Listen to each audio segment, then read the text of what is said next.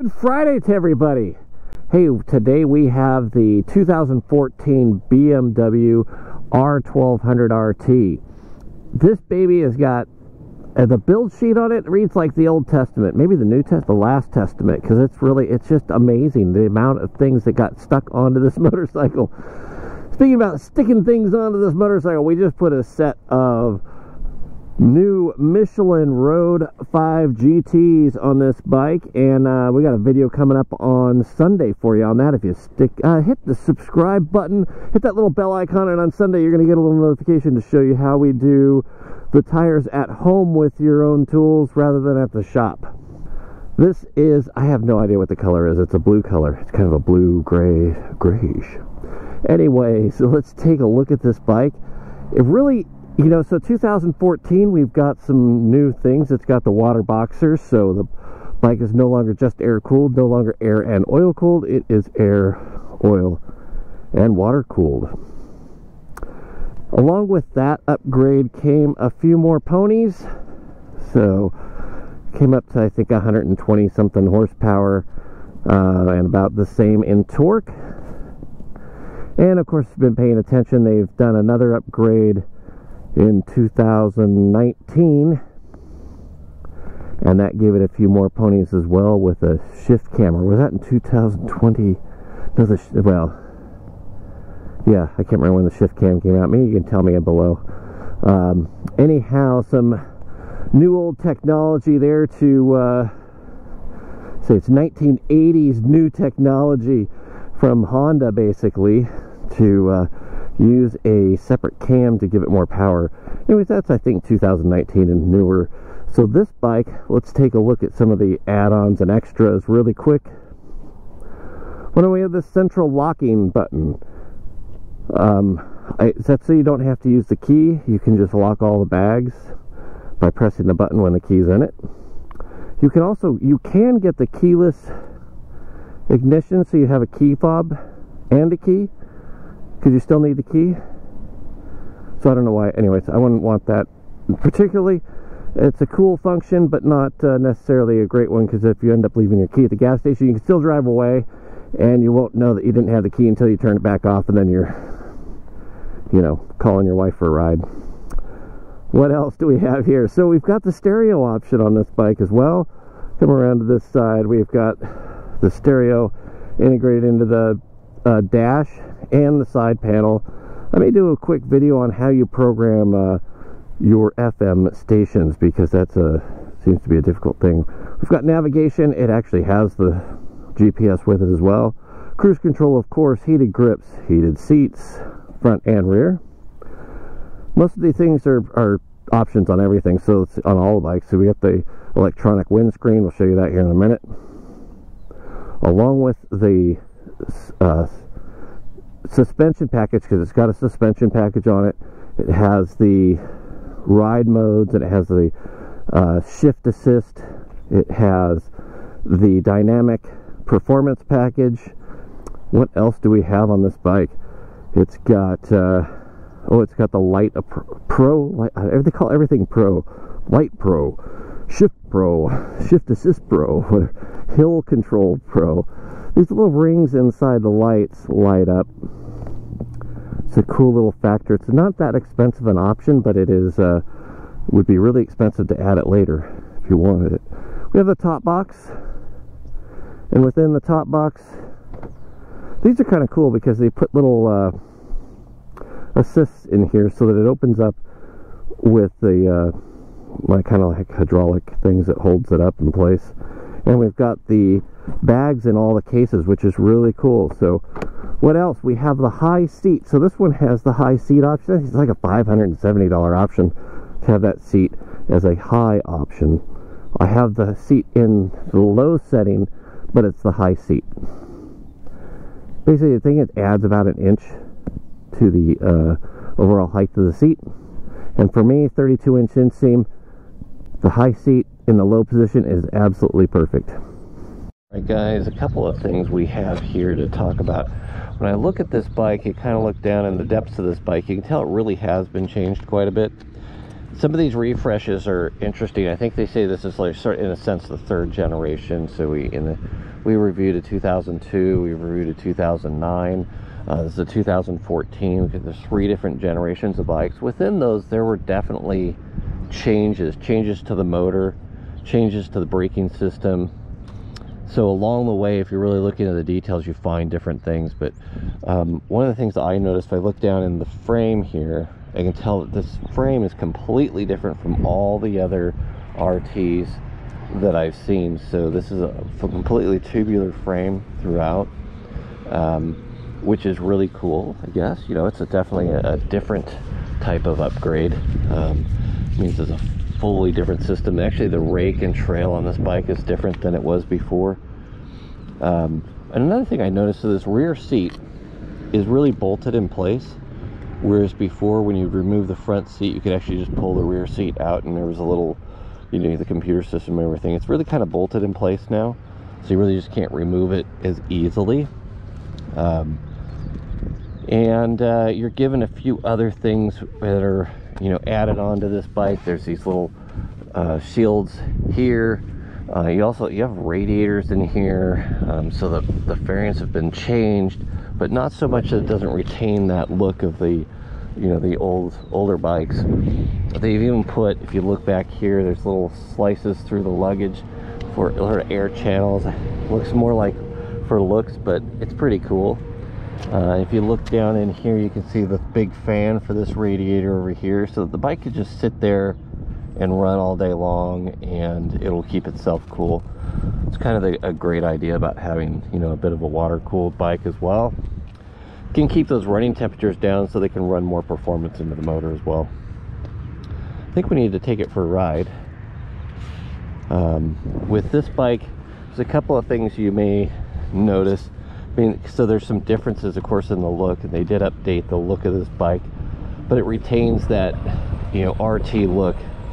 You get the little pleasure dongle over here, pleasure ring. I don't know what this is called, but this is kind of how you control all the, you know, the menu items. You do have the stereo here, and through the stereo, you kind of have to use both, and that's something I'll probably get into in a later video.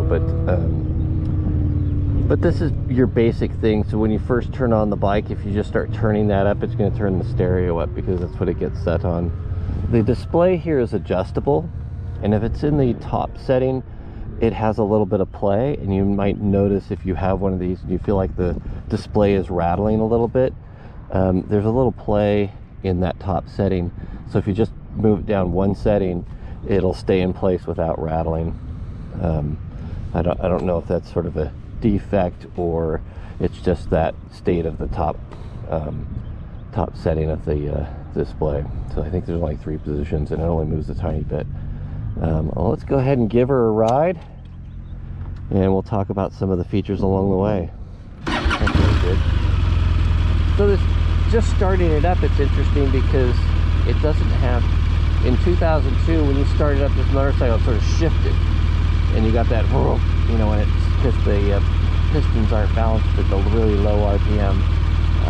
And then in 2009 it was a little less. In 2014 you don't feel it at all.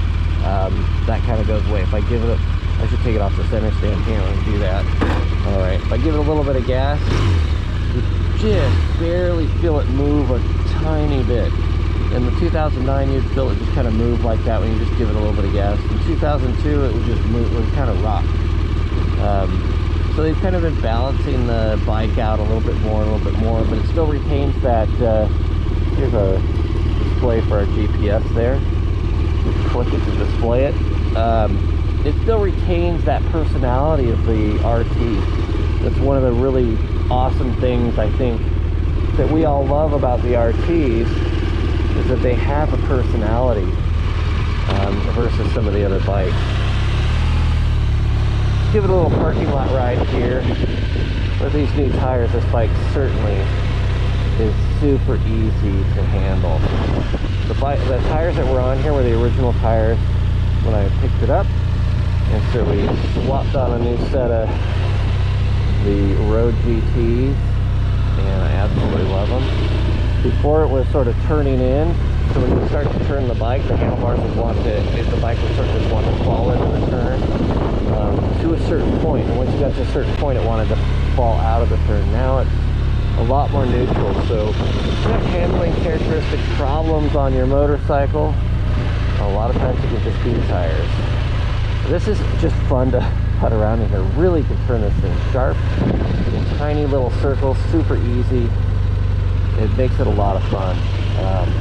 Easily turn this thing around in 2 little parking spots. All right, I brought us out here to a more of a remote area with some twisties. Check this bike out and see what it's like. So let's start out in dynamic mode.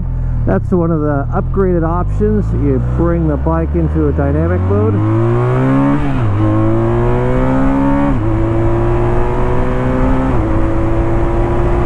And let me tell you, it is way faster than the old one. Not only do you have dynamic mode, but you also have quick shift. And the first shift I did with using the clutch, and then the rest of the shifts all with dynamic mode, and you can just click, click, click, and it's just seamlessly and perfect. Really quick, faster than I could, use that clutch and shift. I love using that clutch, but just to be able to click it up like that and have it go into gear is super cool and really quick. The bike is a lot faster than that 09, unbelievably faster than the 2002.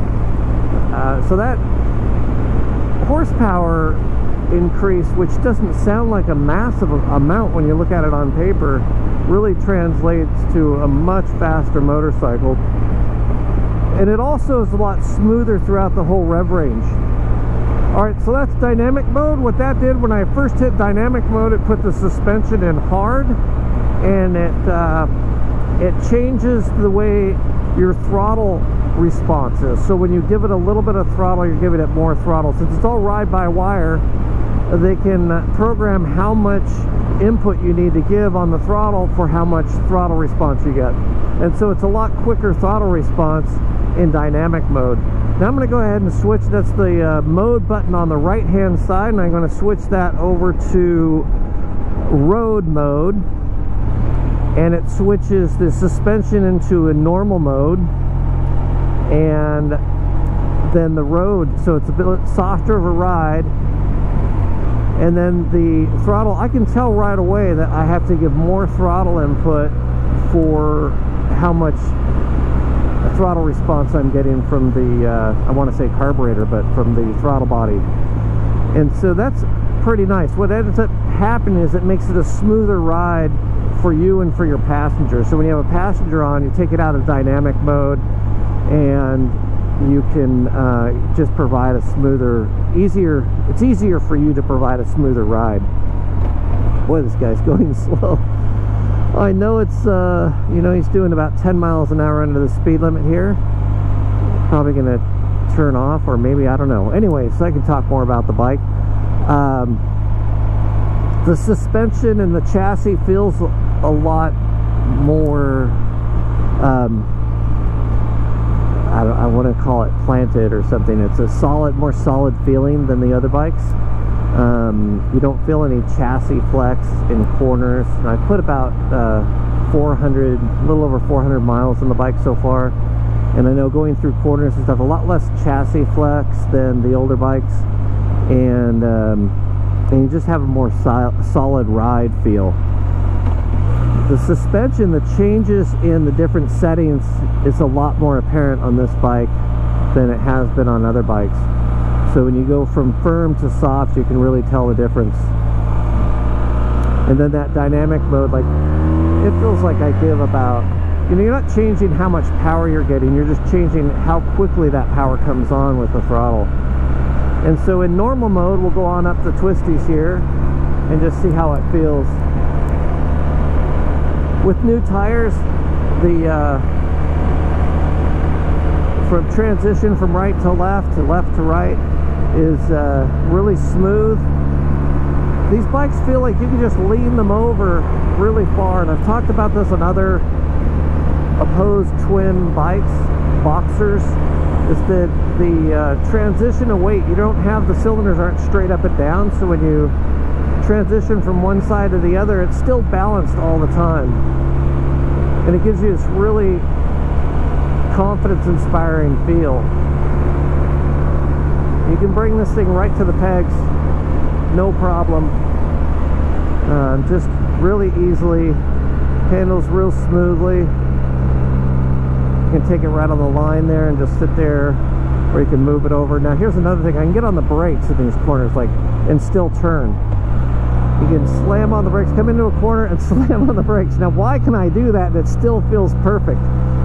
It still feels really solid. It doesn't upset the bike. One of them is the telelever suspension, so that the bike doesn't dive and it doesn't pitch when you get on the gas. The bike is smooth in every aspect. You know, you put this in dynamic mode, and then you've got yourself basically a sport bike. I mean, it's a sport touring bike, but I mean, it really, really handles well. You can bring this thing, lean it way over into corners. It transitions really quickly. Pretty awesome bike.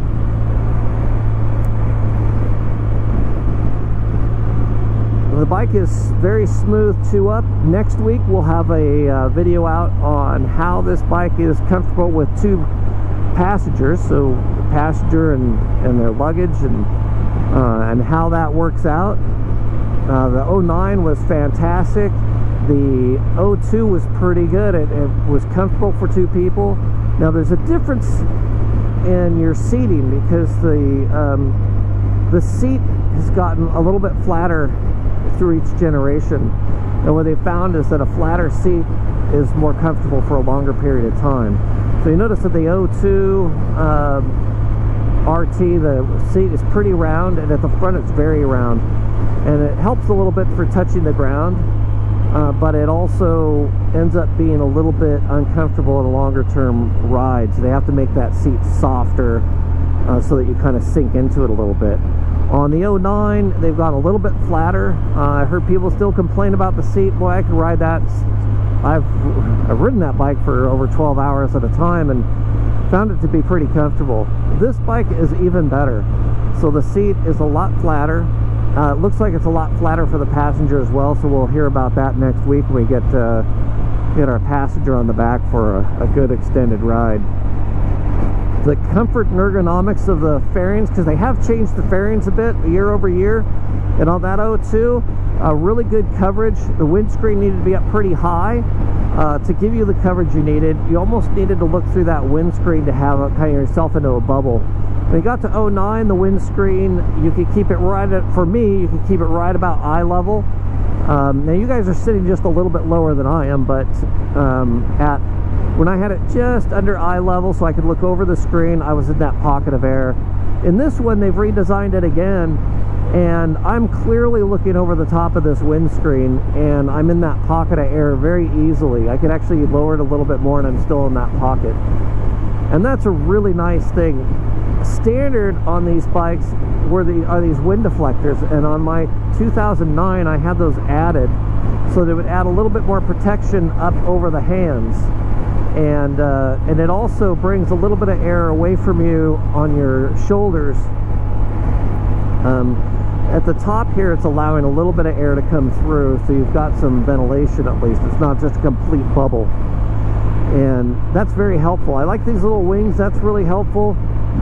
You don't really get any air on, I mean, no air passing over your hands. I rode this in, when I picked it up, it was 5 degrees. I waited a little while. It got up to about 20 before I left, and over the pass it was about 25 degrees. And with the heated grips and the heated seat, I actually had them set at like medium to lower temperatures, because it just warmed up so much that I didn't need it on full blast. The heated grips really work well. Heated seat works fantastic. I only put that on like level 2. I think there's like, I don't know how many levels. There's quite a few levels there, and it's just too warm if you bring it up too high. That's pretty nice. My last heated seat on the 09, it was, you turn it up high, and after a while you'd kind of feel it. This one, it really warms up. Heated grips, super hot. I wouldn't put them on high because I can't hold on to the grips after a while. They just get too hot. Cruise control. The cruise control is pretty seamless. It works great, just like on the last one. No complaints with cruise control on the 09, and it works just as well here. What else do we have? I mean, the stereo system, I don't really listen to the stereo when I ride. I do have a headphone intercom system in my helmet, and I've used many of those, and I still really don't listen to music that much. The newest one I have now has JBL speakers and really sounds good, so I'm tempted. But I'm really not going to listen to the stereo system on here. It does work pretty fantastic. At about 60 miles an hour, you can crank up the volume and still hear it. Little compartments are nice. You've got a compartment on the left and a compartment on the right. The compartment on the right has a little dongle, so you can connect an iPod or your telephone or any kind of player to play music, like an aux player. You also have Bluetooth connectivity. You have Bluetooth connectivity through the GPS as well. On the left-hand side, there's a little cubby to store little knickknacks, whatever you want to put in there. Maybe some extra earplugs, things like that. You can put your wallet in there if you want to forget it. They are lockable, which is cool. They are somewhat watertight. They look like they're waterproof to me. It looks like they don't leak, but I have not tested that completely, so who knows. What else do we have here? The protection of the not the windscreen, but the fairing is excellent. It diverts all the heat, because this thing does have radiators now, so I don't feel any heat from the radiators at all. That's going completely outside of your body, and it does not hit your knees. They put some wind deflectors down by your feet, and that seems to work pretty well. I still get some a breeze while I'm riding, so I'm not in a complete bubble, and I like that. The next thing to look at is these mirrors, and the mirrors are an upgrade. They're not just completely flat. They are down, they're just above the handlebars, so when you're looking at them, you look down just above your hands. And basically what I see out of these mirrors, the way I have them set, is I just see the edge of my handlebar on each side, and I see just the edge of my clutch lever and brake lever, just the bulbous tip of it. And below that, I can see just behind me, and above it, just a little bit behind me as well, because it's curved. And then at the outside, I can see lanes next to me, and so I can kind of see that blind spot without even having to do a head check, and that's pretty cool. I still head check because, it's a habit, and I really want to make sure there's nobody there. But the mirrors are fantastic. The ride quality is definitely improved, and here's what I would say is sort of a guiding thought on my experiences with all the RTs, and that is, they say, what year should I buy? What's the best year? And the best year is really what your pocketbook can afford. And I hate to use that, but it's really, buy the newest bike you can within the budget that you have on a bike. Don't overspend, for sure. I just can't say enough about how fantastic these motorcycles are. Well, guys, this is going to wrap us up here. We have found, I think, bike that is holding true to sort of the passion of BMW and all the characteristics that BMW has put into the RT, and it still holds out to have that character. I absolutely love it. Ladies and gentlemen, this is the R1200RT 2014. Boom.